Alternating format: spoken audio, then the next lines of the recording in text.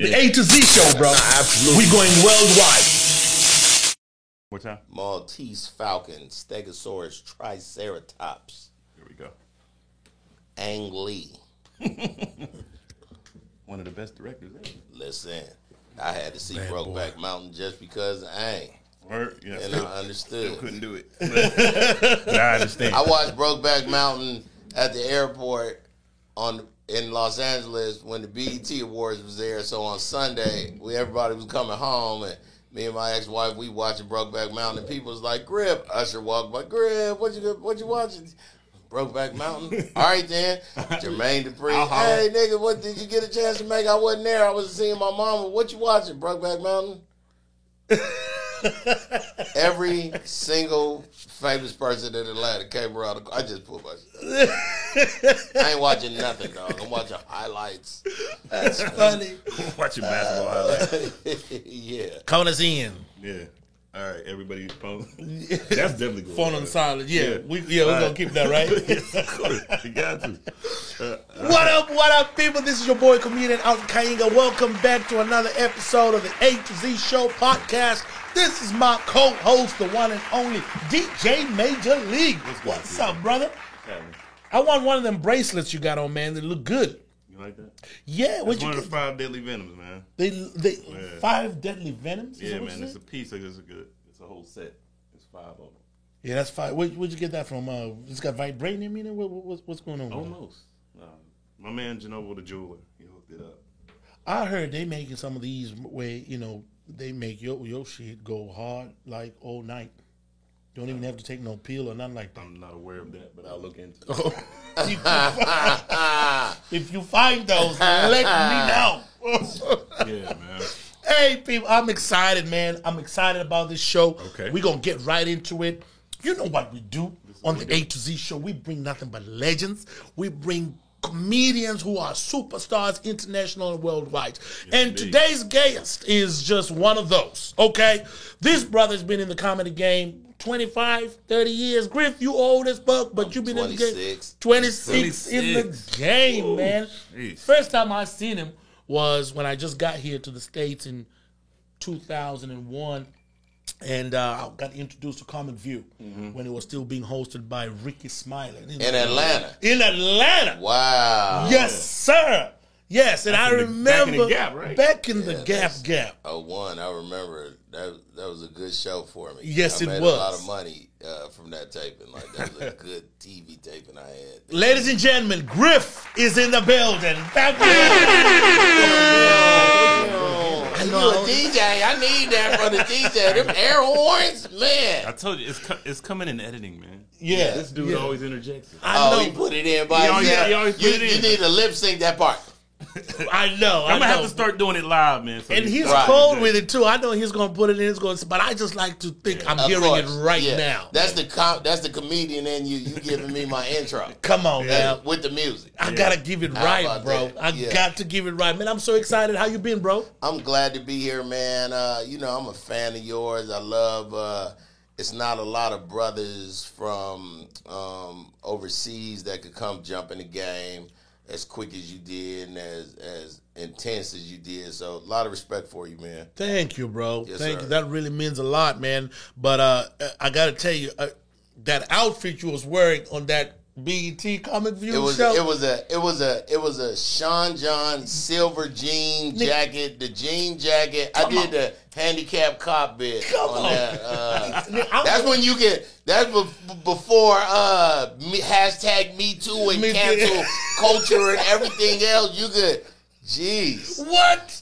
You can't talk about nobody right now. I went to Ross and got me that same joint, bro. It's funny because me and Joe I believe Claire, him 100%. Joe Claire had a gray one on, and I had it was just that, that was the era. That was the year of the jean outfit. The crease. It didn't even matter what it didn't even matter what shirt you had on, dog. It was a jacket, and it was big. Like it was really big. Like it wasn't like a proper. No. Like, it was a giant. That's what we wore. You look little in it, dog. Like a nephew. You look somebody's nephew inside of it, dog. Oh man, Man, that's how. Oh man, I remember that times too. You And was- then- The Sean John, the Carl Kanai, all those. You said you and Cleasy both had it. Me and Joe had all, like, mine was a little shinier than his, Yes. but overall, same outfit style. I remember those too. I still wonder what did they put in the denim to give it that crease, shine, that shine, That shine, Yeah, dog. that shimmer. I'd What? wear a jean outfit right now, dog. You got to know how to rock them, dog. We got to bring that I back. got, I got a pair of gray shorts that's like denim that got that shimmer in it right now. Like they meant to be like more dressy. Now the shimmer, dog. I don't know. So you got to say not so much shimmer. Take the I shimmer need out. some shimmerless. You got some shimmerless ones shimmerless. back there. Oh man, that is so funny, bro. this is gonna That be is good. funny. So let me ask you. Let's get into it, man. Okay. How did you get into the comedy game? And tell us about your journey. Today I've been doing comedy for 26 years, 4 months, 3 weeks, and about 3 days. I want to be a comedian since I was 3.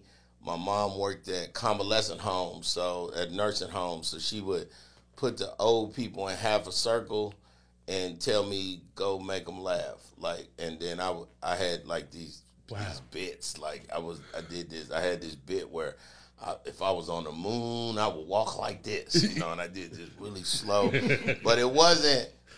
They was old people that was dying, kind of, like, you know what I'm saying? So they was peeing on themselves and falling asleep and slobbing. So I was like, all right, Mr. Johnson, okay, Miss Rodriguez, okay, who want to be alive? And then, and I'll do my astronaut bit. Who want to be alive? All the young people make some noise.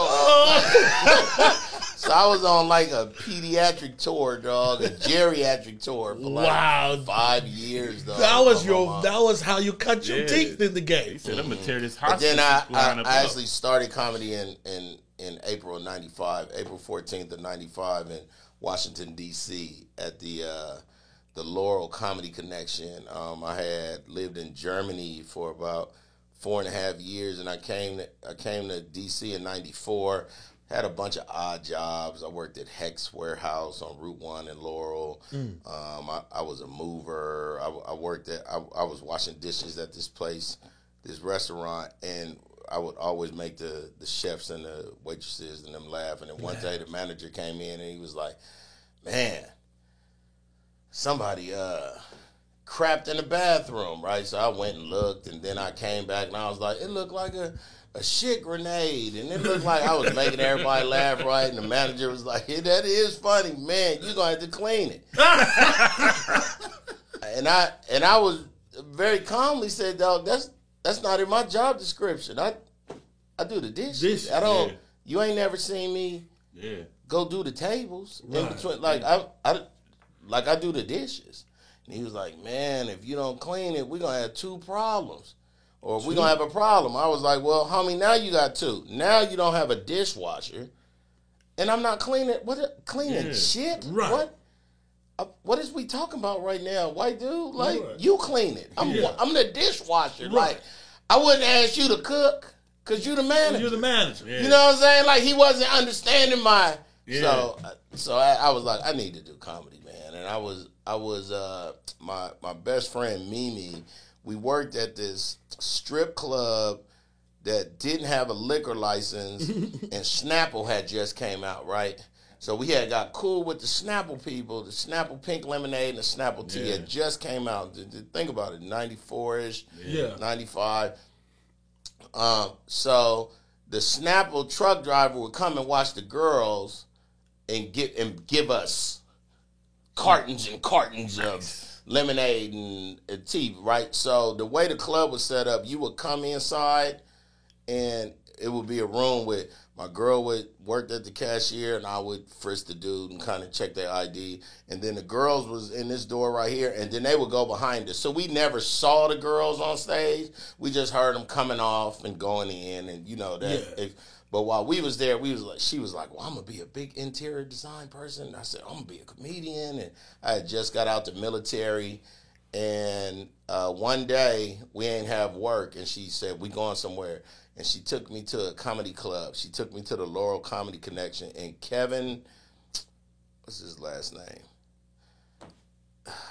Sometimes I remember, sometimes I don't. But Kevin was performing, and he was the black comedian who was on Def Comedy Jam, who was like Carrot Top. And so he would have swords and Kevin Lee. And he would, lift his shirt up, and he would have all Band-Aids, and he would reach into his chest. Well, this particular night at the Laurel Comedy Connection, it probably held 300-something people. But on this night, it was 9 people there. One of them was the cook, the chef, it's 3, 5, 7 people in the audience and him. Well, they lost his luggage.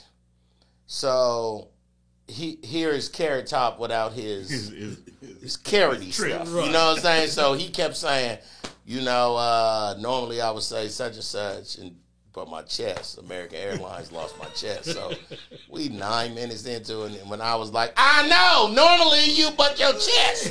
So me and him start joning each other, bagging on each other, whatever, right? Yeah. And they was laughing at me, and I started comedy the next day. Wow. Yeah, at the same club. And I sucked the next day, by the way. You were like, damn. Yeah, it was actually more people the next day at the open mic than it was for his show. Yeah, for his whole show. Wow. It was probably a good thing if he lost his chest that it wasn't a bunch of people, because that'd have been real absolutely bad. Yeah. And so I came out to class with Joe Claire and Dominique and Red Grant and Jay Phillips and Kedar Shad and Coco Brown and Mike Brooks, and Pierre had just went to Los Angeles. And then he got How to Be a Player and T-Rex. And so I'm a California, I'm a West Coast dude, but I'm really technically an East Coast. East Coast. That's where you started. That's where I started. And I started comedy in 95, then moved to Atlanta in 98 to do radio. So I was opening up for Mark Curry at the Improv in 97 in D.C. And the radio people from 92Q in Baltimore was there. And she was like, oh, yeah, you got to come on our show. And I was like, I don't wake up that early. I'm a comedian. And I had won Comedian of the Year maybe some months later. And that's when they was paging me saying, hey, Frank Ski told everybody to turn their phones off and call Griff and have him call the station. So I called the station. The next week, he was like, can you sit in on Monday, come in? So I came in at 8 o'clock.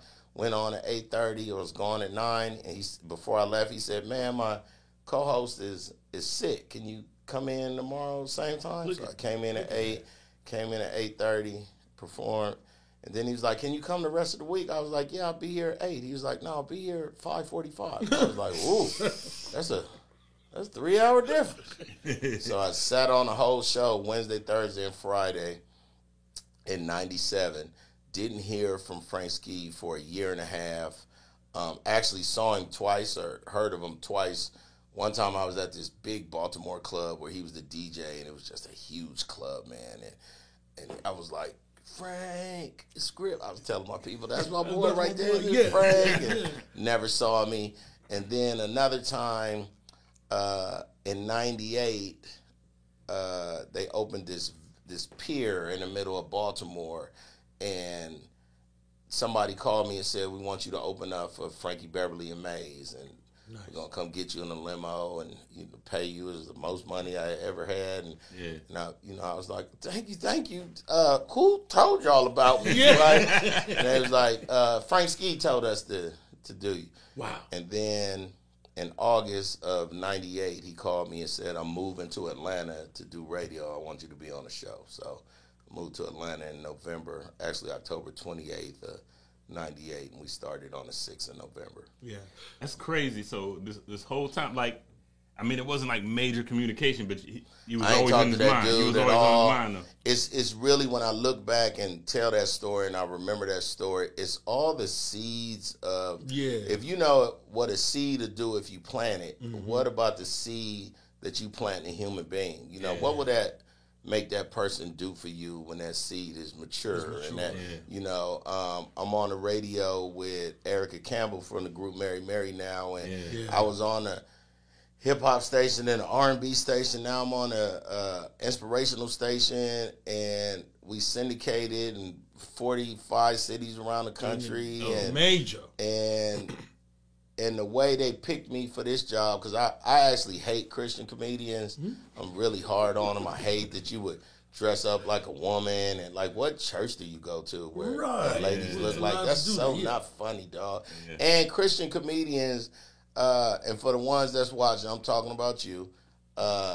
They perform at their pastor's anniversary, and that be in front of 800-900 people. Then they do First Lady's birthday, and that be in front of 700-800, and then they do the church's anniversary, and that be packed. But then they never been booed. Yeah. So they never been booed, and to be a comedian, booing is half of it. Getting booed is because no one helped you get that boo but you. Right. You understand? Right. Like, you wrote, you could do the same material you do in Cleveland, but something happened when you was in Raleigh, Durham. Right. It didn't work. But it not only didn't it work, so a boo don't come in 5 seconds. It come in 5 seconds if you've been doing comedy 8 weeks. Yeah. You know what I'm saying? But a boo for the headliner don't come in. You got a lot of chances to turn that thing around. You know what I'm saying? They're going to give you a chance. You got a lot of chances, and then it starts. And even if it starts, you can still it's the come around. You know what I'm saying? It's the comeback. So you got too many drawers of information in your mind that you could go through, that you don't have to stay in this one drawer. You could, you know what I'm saying? You're supposed to. But when the boos come, it isolates you. Mm-hmm. And now you're thinking faster than you're supposed to. Al, you know what it is to be on stage and come out of your body and be like, that's a good one right there. Make sure you do the one, like, as you talking and as you remembering and as you telling yourself, remember what you did in Memphis, add that tag. Yeah. So it's a lot of dynamics going on stage. It ain't just a person up there. We are living our manifestation of things coming into fruition. You understand me? Mm-hmm. What that means is I wrote it, I said it, I thought it, I wrote it, I said it. Yeah. Somewhere in them three, it got to work. Because just because you wrote it don't mean it's good. And just because you said it don't mean it's funny. So it's a formula in there somewhere that you got to find. But when you bomb, and you will bomb, bombing is strong. You can have a bad set, but you could bomb. Yeah. Christian comedians ain't never bombed. Yeah. Because they always they're sheltered. They're sheltered. Oh, look at the baby. He's remember when he was 11. You know what I'm saying? So you can't. I'm not a fan. You can't fully make it. So I thought they would pick all these other Christian comedians over me. Jonathan Slocum, Akintunde, John Gray, the good ones, Chocolate, whoever, and to be picked. And the way I was picked is because the program director had saw me in 2006 after an event, and he was like, "You just had everybody laughing in the shuttle, and we think this would be a good fit." And I was like, "What if I was a dick?" What if he was sitting next to me and been like, man, I hate this dude. Like, it's the seeds you plant that come to fruition later. 10 years later, I'm getting blessed again for something, you know what I'm saying? What did I do? On the bus. It wasn't even on stage. It wasn't even on, you know what I'm saying? Yeah. So you always got to be very conscious of who you are at all times because you never know. And this ain't, our business ain't IT or not, we work because of other folk. We do it. I feel like if I go do a show tonight in Dallas, if I do it right, I should at least meet 5 people who could give me work for later on this year. That's right. Maybe it'll be March of 22. But so what? I did my part. Right. You know what I'm saying? We not in a business where, I'm an old school comedian, and I don't want to, I like the new dudes. I'm happy for all them new dudes, but I'm just not. I need people. I need human beings. Yeah. And it's coming. It ain't been that for a minute, but it'll come back. It always does. It has to, And so here's what you're saying brings a point that I've always believed, that, you know, in our industry, man, like your whole journey, you didn't mention nothing about a manager. I never had one, man. I never. It's all people. You just gotta go. On. You just gotta go, and then so I see Alfred at a spot. I tell him I'm going to Cleveland. If you want to ride, it ain't a lot of money. Yeah. But now he get his, you know, JB Smoove and T-Rex was the first comedians to take me on the road and explain to me that, you know, this is different. You can still do the same joke, but you can't talk about Los Angeles and New York, and you can't talk about New York and Florida. So you gotta, what's the common denominator of the thing? Right. Couples, black people, mixed white people, women, children. You know, you gotta, some things don't change. The state can change 1,000 states and countries and everything, but some things don't change. Yeah, Michael Collier told me there's only about 7 jokes in the world. It's just I believe that. Yeah, it's just a matter of it's just been stretched how out. How you spin it. You know, what are they? What are you talking about? Yes. You know, so people, you know, comedians put comedians on. Like Capone took me on the road for the first time. And when he took me on the road, Capone said, "You're not going to be with me forever. I'm taking you so that these comedy clubs get to see what you got. Exactly. And if you're good enough, they're going to say, hey, what you doing? They bring you back for a feature for somebody else. They bring you back for a headline. And sure enough. You know, and that's all it is. But we, more than anybody else, we in a each one, teach one business. Yeah. And sometimes it don't be at the pace you think it should be. But if you just keep grinding, keep jumping on stages, you know what I'm saying? It has to happen for you. It has to. Oh, yeah, talking about timing, because let me tell you something. In 6 months of starting comedy, I thought I should have been a superstar, flying in a jet. I was quitting. My first 2 years, I'm so glad YouTube and everything. Well, I ain't make $1 my first 2 years. We was just going, getting on as many. You know, being in D.C., I was only 4 hours from New York. I was only 3 from Philly. I was only, so I'm around these comedy giants, you know, when talent would come to D.C. and he would say, if you ever in New York, and Donnell Rollins started in D.C. and he would take us to New York with him, and even if you was just a ride, you know, a lot of times dudes ain't have cars. But, you know, they know it's a new comedian with a car, I could put you on, but it was all about learning how to do. So once you got sweet in D.C., and D.C. was important for me because D.C. is so diverse. So one night in D.C., you could do the hoodiest hood black people, then you could do some bougie black people, then you could do all Asian, then you could do a country white crowd. Like, it's because Maryland, Virginia, D.C. was like, so it was, so it set me up to be able to do New York. And, you know, I remember going to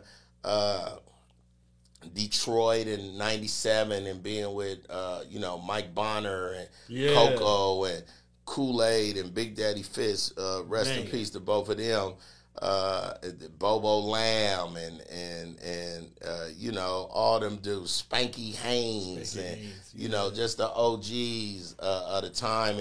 And then they put you on. They'd say, oh, man, you was funny. You is a Cali dude. He from D.C. That's right. Let's take him to Toronto. That's right. It was Kool-Aid who took me to Toronto for the first time. And, you know, and it's just all about da-da-da-da-da-da. That's how it worked. That's how our business worked. That's amazing, man. So you made history.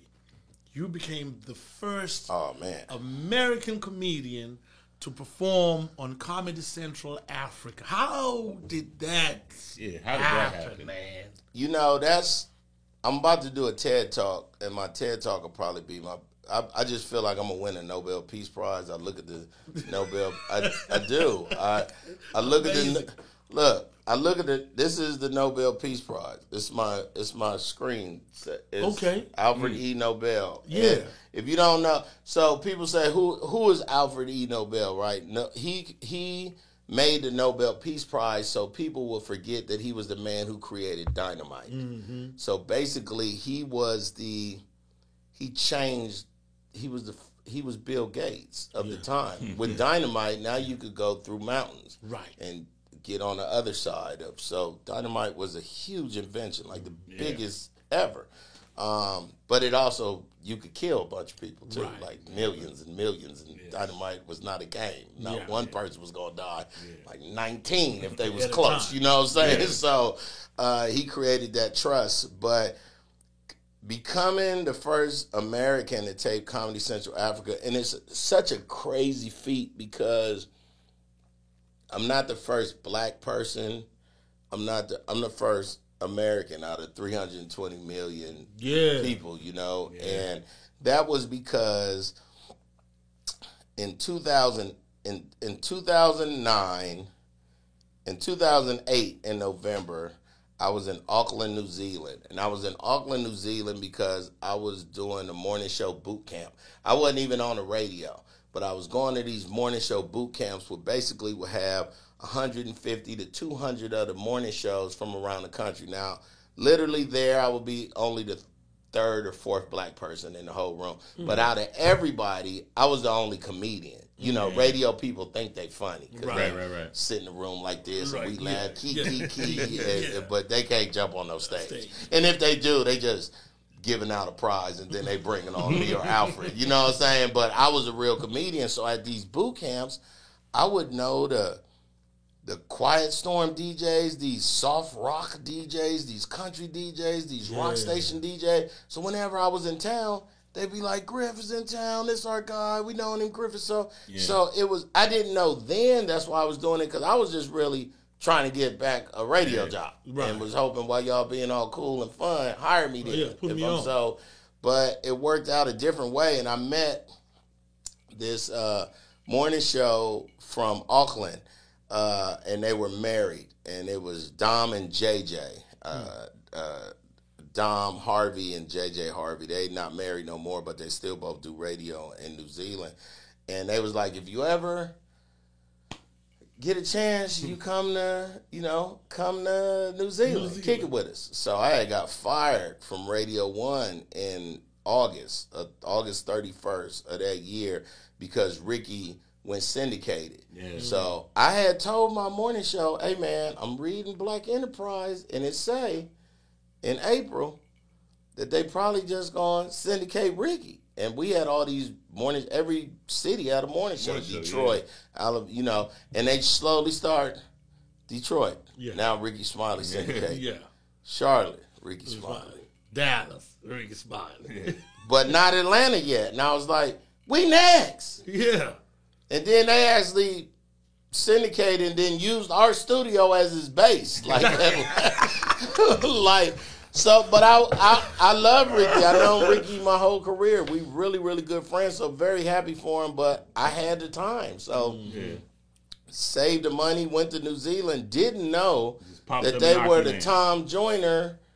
They syndicated through the whole country. Yeah. Like they the biggest. I'm on the plane from Fiji. Because you got to go from... You notice how he's just name dropping. Yeah. No. It's because my memory, dog. Just a world travel.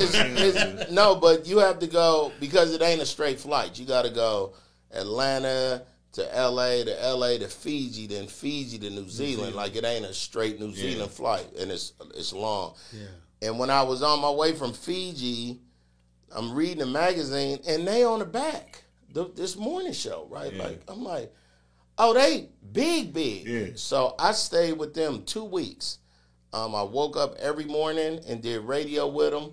By Wednesday, it's one comedy club in all of New Zealand. It was in Auckland, around the corner from the radio station. Yeah. By Wednesday, I did a guest spot. By that weekend, I was featuring. By the next week, we flew to another city, and I did like 400 people by myself, just me and Dom. Then that last weekend, I headlined and closed it out. On my last day of headlining, there was a white lady outside smoking cigarettes. I was signing pictures and giving them away. And she was like, I like you. She looked like, tell them Large Marge sent you. She had this, from Pee-wee's Playhouse, she had this hard white face, right? Yeah. She was smoking a cigarette. She was like, I like you. And I said, thanks. She said, I'm here because my daughter live here, but I'm South African. And I had to meet my daughter's boyfriend. I don't like him. I said, I don't like him either. So she said, you ever been to Africa? I was like, I went in 2001 for 10 days. It was a radio station thing, and we went, and she said, you ever performed there? I was like, no, not yet. She said, they're going to love you in South Africa. This is in 2008. Wow. She said, me and my husband are working with a comedian. We're opening the first comedy club in South Africa. And they brought me in April of the next year.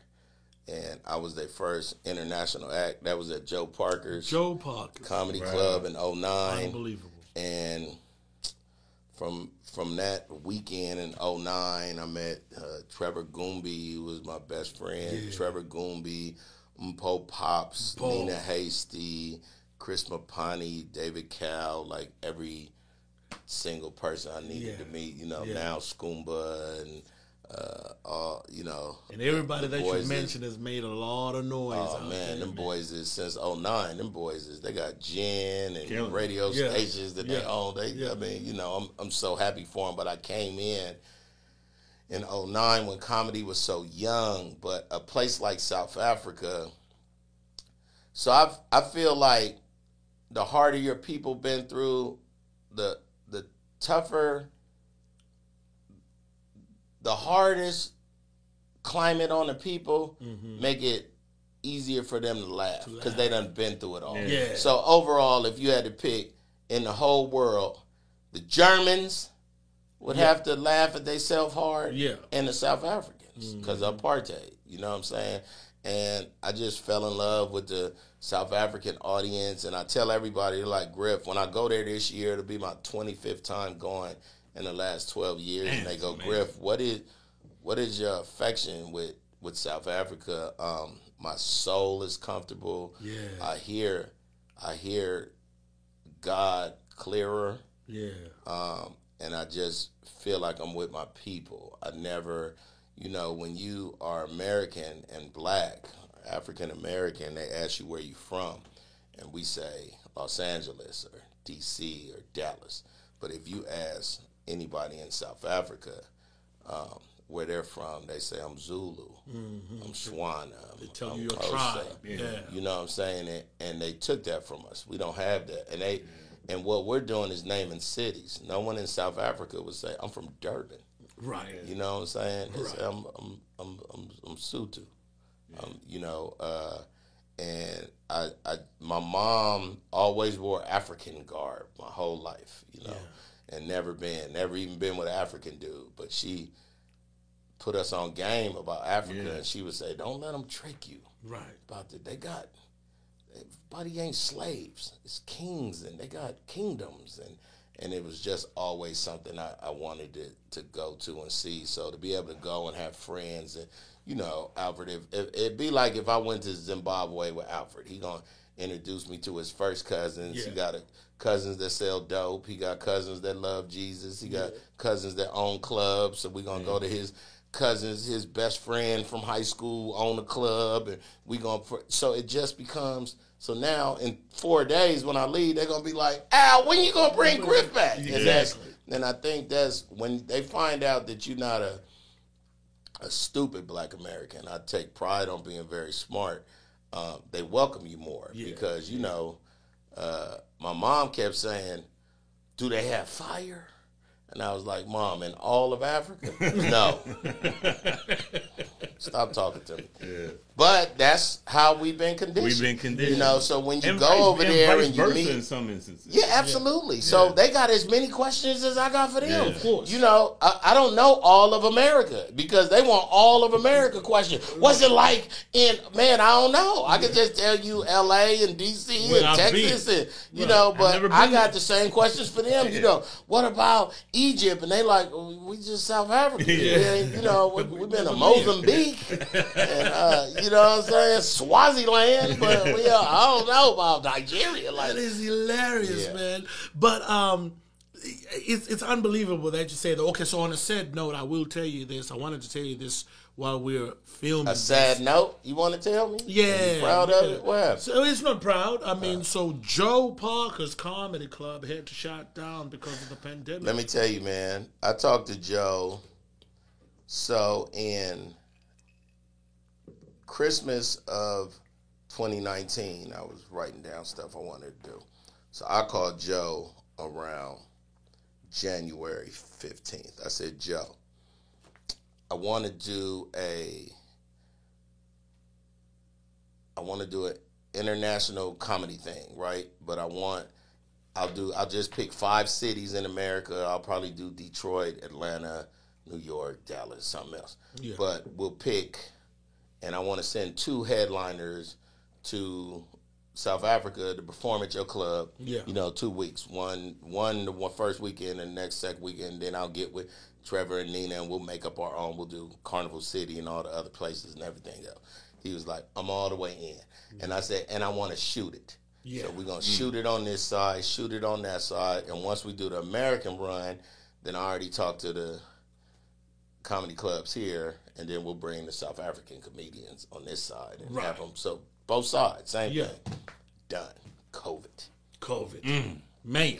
And shut down. I had such a plan for that, man. It was, you know what I'm saying? I was going to put all my people on.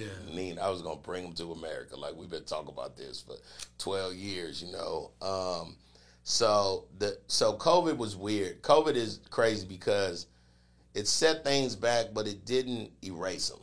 Right. So that dream doesn't have to go away. And now we can get a 300-400 place to do the same thing, but they lockdown is different than ours. Yeah. You know what I'm saying? So we live in Texas, Atlanta, and Florida is sorry as hell. They can't even help it.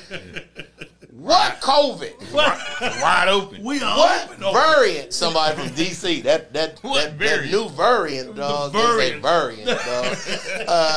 Delta what? They can't even smoke cigarettes or drink alcohol. So they trying to do the clubs, but COVID is bad. It is. You know what I'm saying? And overseas, they're not as privy to stuff as us. Right. And you got to remember, as much as I love this country, it's a third world country. And, I'm hurting for South Africa right now. Yeah, I wish I could be there and just do shows to help and raise money because they're going through. Yeah. They're going through right now. So like you, that was the first comedy club that welcomed me when I first went back home to do shows in Africa. Yeah. Joe Parker's man right there at Mont Casino, and that place, man, packed. Ain't it the prettiest club you ever seen? I thought so, right, in my whole life. And then the Goliaths opened a club. They did. Did you perform there? I sure did. It was pretty. It was very nice. Wow. It was a very nice. I gotta see these spots, man. Dog, you don't understand. I'm talking about Joe Parker had the freshest comedy club in the whole world. Yeah. Never seen no bad seating. Mm-hmm. Had a whole cigarette place you could smoke in. If you smoke cigarettes, it wouldn't smell like cigarettes. Yeah. It was perfect. And he was a comedian. I mean, Joe probably, when I talked to him, Joe was coming up on 50 years of stand-up comedy. You know what I'm saying? And Joe was a comic when black people couldn't perform with white people. You know what I'm saying? So Joe's heart was just always different to me, but I watched him flash on other people. Yeah. Then I was like, oh yeah, he can't help it. But not me though. Joe Parker never treated me nothing less than his brother or his son. Very true. I'm glad what Parker's Comedy Club. So when I taped Comedy Central Africa, right, Viacom has said, and Viacom is BET and VH1 and MTV and all that. Everything. Viacom Africa was like, no Americans on this taping, And Joe Parker vouched for me. And Joe was like, Griff can do it. Yeah. Like, Griff he not going to be, we riding monkeys and everybody. Like, right. Joe vouched for me. So that was my dude. And since then, I taped it 3 more times. I taped it, I did Parker's. Then I did this show called Divine with a Muslim brother, KG. Okay. You know, KG, son of a witch doctor. Yeah. Or it was an atheist. It was what's that dude name? Deep fried pan man or something. You know what I'm talking about over there? And Gareth Cliff hosted it. And Gareth Cliff hosts like they American Idols. They call it Idols. He's a big dude. So I taped that one. And then Basket Mouth brought me to Lagos to tape on Comedy Central Africa. Shout out to Basket Mouth. You did Lord of the Ribs. Yeah. Lord of the Ribs. How was that? I mean, because now we're talking about 2 different countries on the same continent. Yeah. So Basket Mouth does it beyond big. Yeah. Basket Mouth what I seen. was doing Kevin Hart numbers. Mm-hmm. What Kevin Hart been doing in the last 4 years, Basket Mouth been doing for the last 11, 9, 15, like 15 hard. Like just the numbers is ridiculous. And then you go. The dude basically just buys everything and gets his money on a back end. I get all the hotels and then it's Basket Mouth Nigeria is just a whole different. Basket Mouth is beyond a man, dog. It's ridiculous. So you got to think, Africa got 1.3 billion people in it, right? We could stick 3.5 Americas in Africa if we had to, right? Yeah. Nigeria is the biggest country. They got 220 million people in it. So it's almost 2/3 of their country is 2/3 of America. Yeah. You know, just their country. You know what I'm saying? No white people. All black people. Nigerians. You understand me? Yes. So by numbers, Basket Mouth is the biggest comedian on the planet because of the numbers. Like, you know, Kevin Hart, even in Kevin Hart's biggest, it's only 48, 49 million. We only 13, 14% of the country. Right. You know what I'm saying? So we ain't 50 million people in America. Yeah. And then after the ones that don't pay, you talking about a strong 13, 14 million that support, maybe 9 million that, you know what I'm saying? So Basket Mouth is, I mean, once you do Basket Mouth, I can mention Basket Mouth to any Uber driver, any pilot, anyone from Nigeria. No Basket They Mouth. know. Straight up. And you know that whole scene altogether, like ain't it crazy? Am I lying, dog? No, it's ridiculous, man. And then they know comedy. Yeah. They know comedy because when I first performed there, they were like, listen, man, this is like performing in New York, so you got to bring it. Yeah. With the Lord of the Ribs? You know what I'm saying? Yeah, the Lord of the Ribs, you know? And you looking at, 5,000-6,000 people in that auditorium? Easy. Man? He always do big things. It's crazy. Production is like an The empty production is easy. I seen it, man. I was amazed. Like, yeah, Basket Mouth is. And then to him, he's that dude. To him, it's nothing. It's really like he's the humblest. Yeah. Don't even.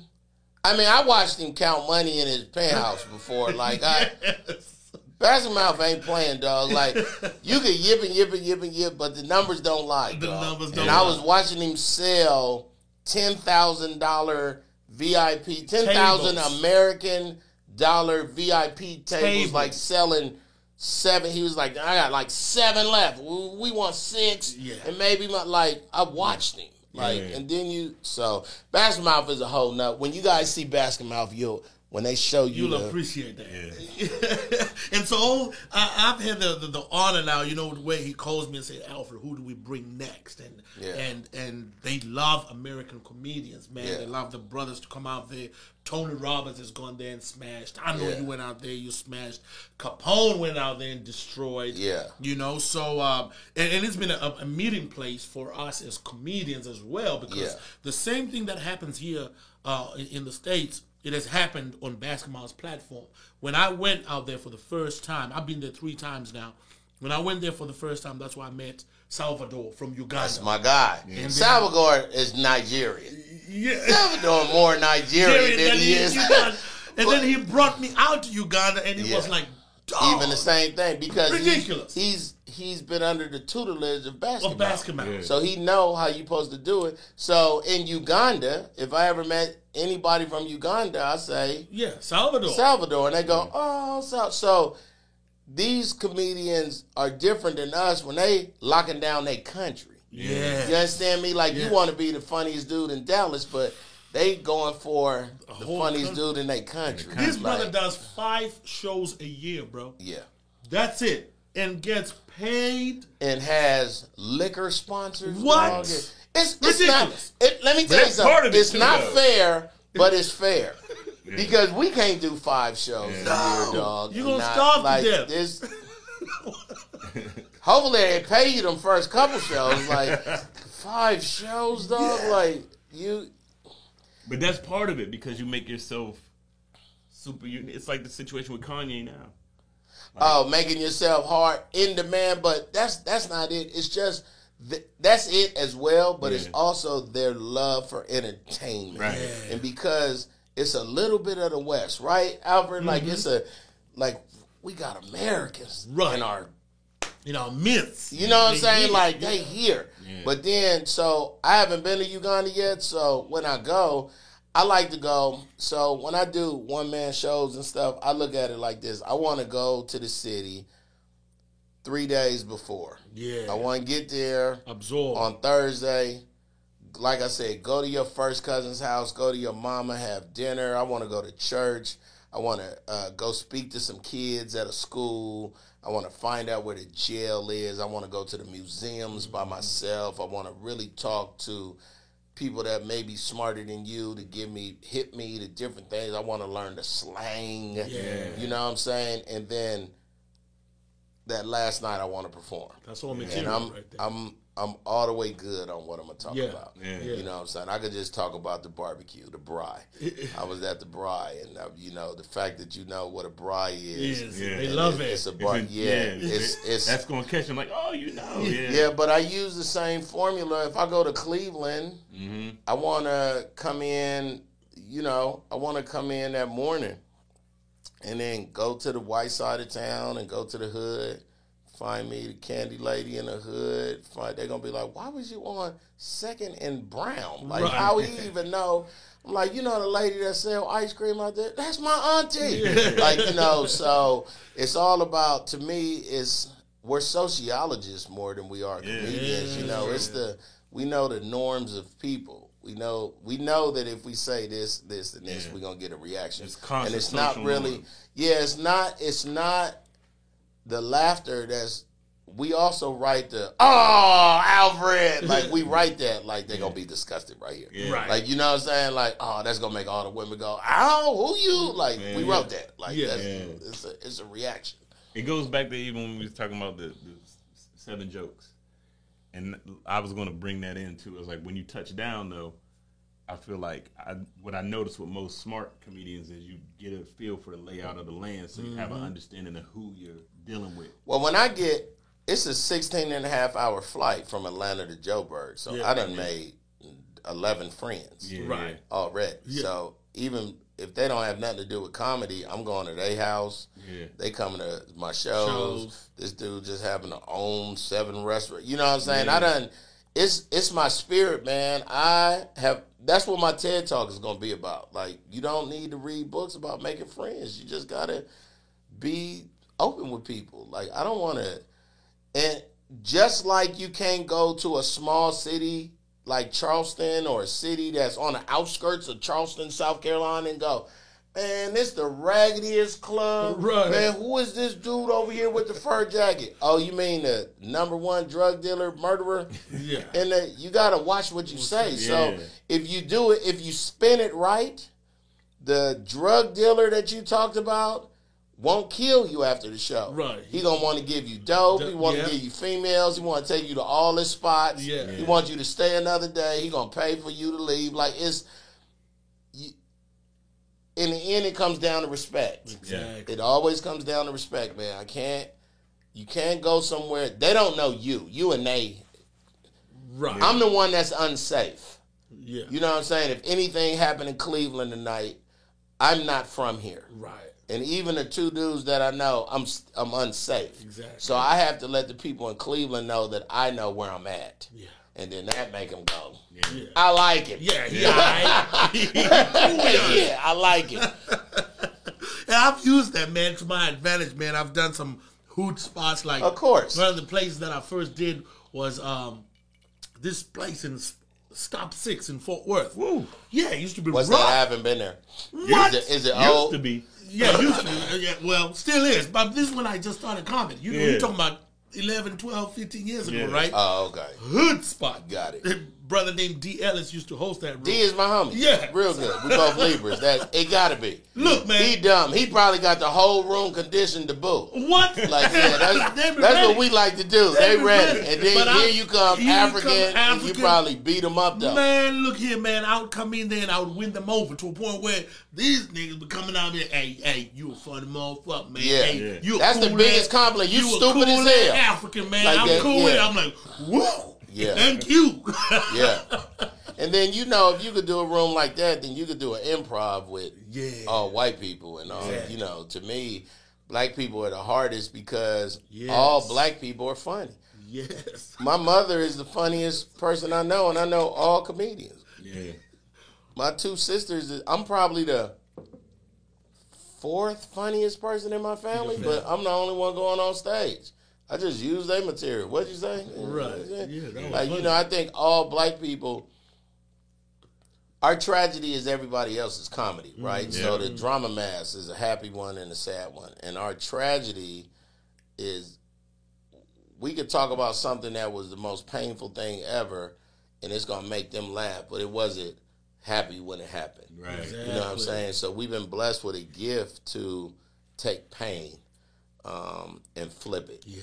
And that's a burden sometimes, you know.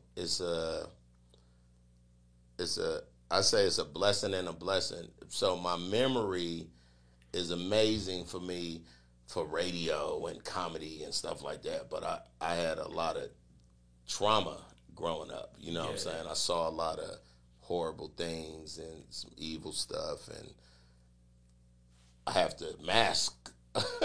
You know, the same way I can tell you how long I've been doing comedy and be exact. I could also tell you when my mom got beat up on her, you know what I'm saying? When, you know, so I've just recognized now that it's all a testimony. It's a blessing that God gave you a gift so you can help other people. Yeah. And that's it. I think when comedians and entertainers understand that it's not for us, it's for everybody else. You know what I'm saying? It's for somebody watching in Zimbabwe who say, man, I want to go to America. And then they got a whole example of Alfred. Yeah. You know what I'm saying? Whose family is from right over there. Right. You know what I'm saying? For somebody who I'm very well traveled, but I'm all the way from the hood.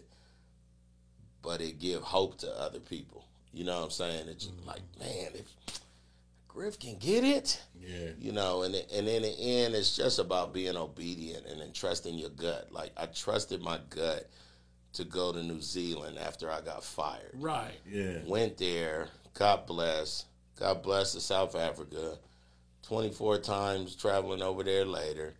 No Alfred, because we be missing each other in South Africa. You know what I'm saying? Then found out he lived in Dallas. When he would come to Atlanta, he would say, if you ever in Dallas, holler at me. I'll be at Addison, Arlington, on Improv all the time. I put shows together. So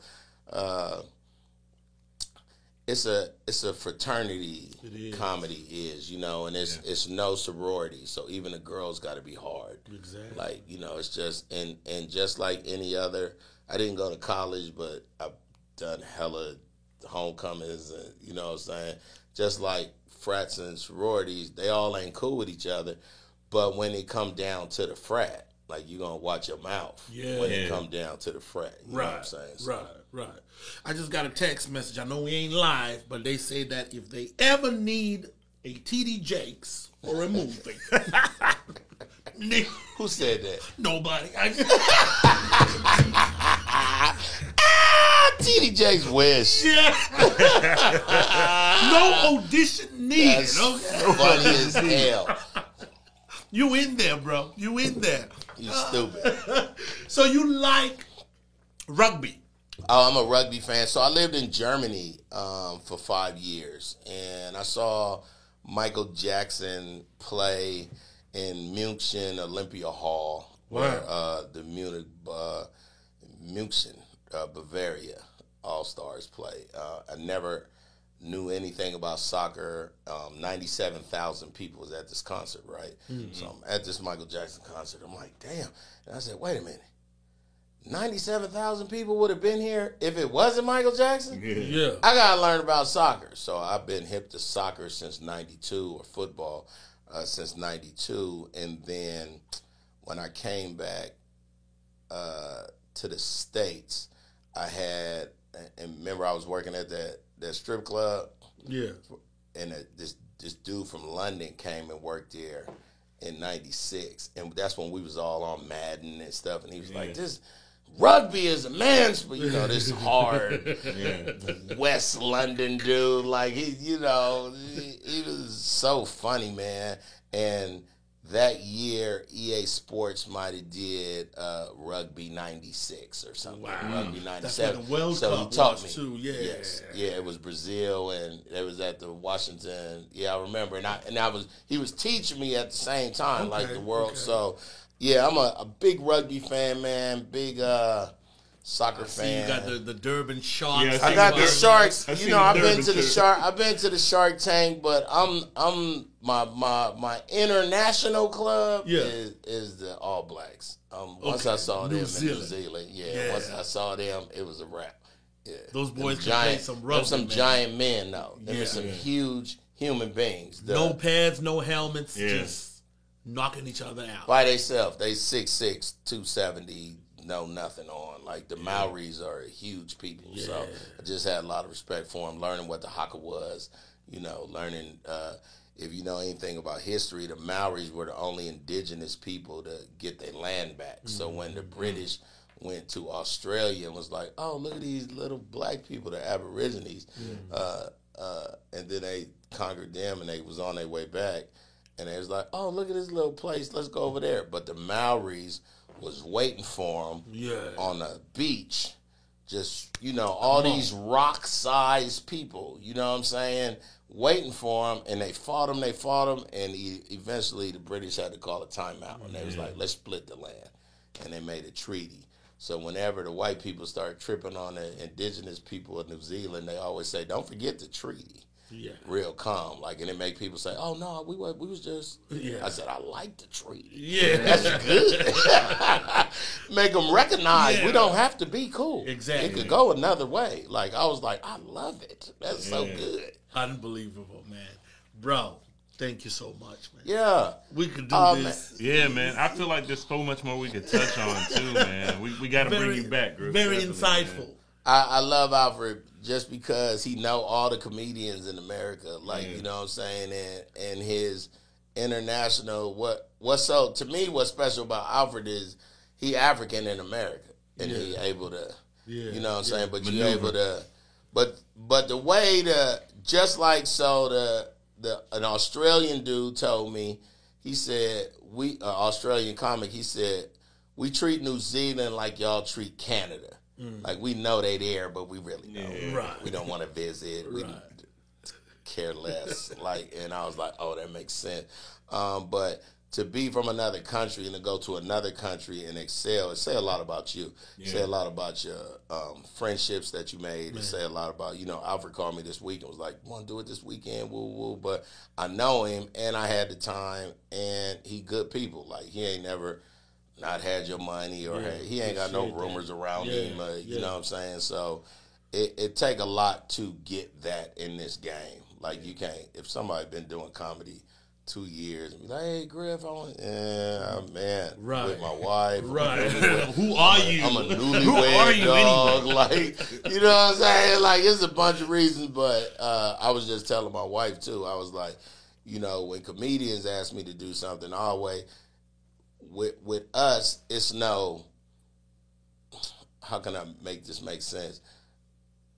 like Albert don't care that I've been doing comedy hella long. We in a fraternity. Right. Yeah. And my fraternity brother is asking me for something. Yeah. You know what I'm saying? And he never asked. Yeah. So it'd be different if he was on my nerves with it for 6 years. Right. And he like, but so I think it's when you're around the real people in this game who set it up for other people to come. Like, you know what I'm saying? Albert now has a way to tell comedians in Africa, well, when you come to America, I got a room you can do, you know what I'm saying? So now it ain't so hard for him because it ain't the fear of going to New York and bombing. It's I don't know nobody. Yeah, that's right. You know what I'm saying? I can't even. That's right. I don't know the clubs because I don't know a comedian. Right. I don't know who I'm. It's difficult to maneuver when you don't make relationships. Yeah. It's I wouldn't know. I got so many relationships with people, with random people that I meet on planes, and I talk to everybody, dog. It had to be about maybe 8-9 years when we first met because it was at the Brick House when Celebrity brought you out there. That little room in Damn, Arlington. that nice room. That nice room. It was a nice room. Yeah. And they had when you walked in, it was the bar and stuff first, and then you bust a right. Yes, and the sir. DJ was on the right. Yeah, that's where the I one. performed with you. Well, Yeah. and Was it Brick House at the time or was it Hyenas? it was Brick House. No, at it the was time. Brick House. Yeah, It was absolutely He talked Brick about House. They had put him in the Howard Johnson. Damn, Hojo. I was mad as hell. I ain't staying He at was Howard mad. Johnson. Man, I ain't. Clown Man. about that. He said they put me in the Hojo. I said I like this brother. Howard Johnson. And there was a poet who came on stage before him. I hate poets. Oh, he hates poets. I hate poets in real life. I hate poets He tore because him up.